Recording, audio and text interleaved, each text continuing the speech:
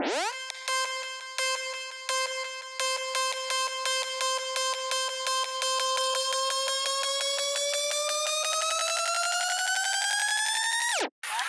guys, welcome back to BTV. In this episode, I'm going to be taking you along on my vacation to Washington, D.C. and Ocean City, Maryland. Right now, we are at the Lincoln Memorial, so let's go see if his eyes actually follow me. I read somewhere that Abraham Lincoln's eyes follow you no matter where you are in the Lincoln Memorial, but that's definitely not the case. Maybe his shades were just getting in the way? I don't know. Next, we head over to the Washington Monument. Here you can see the big reflecting pool. But it's important to note that running through the water here is not okay. But it is okay to stick your feet in the fountain at the World War II Memorial. It's dedicated to Americans who served in the armed forces during World War II.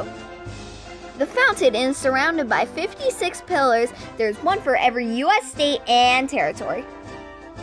Next, we visited the Vietnam Memorial, which honors service members who fought and died in the Vietnam War.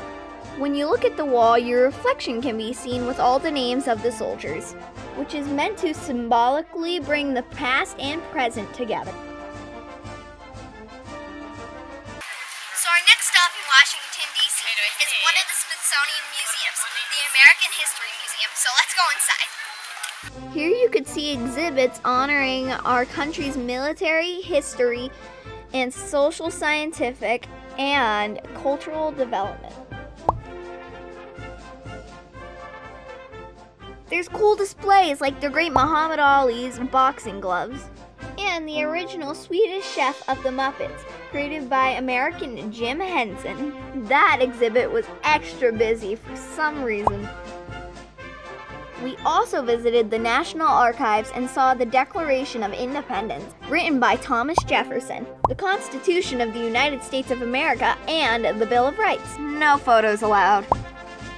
Next, we visited the National Air and Space Museum. It was so cool to see all the old planes and aircrafts that were actually in space. I also got to see the Starship Enterprise model used when filming the original Star Trek TV series.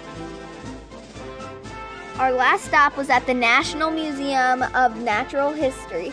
It was definitely my favorite. Check out my mummy in the Egyptian exhibit.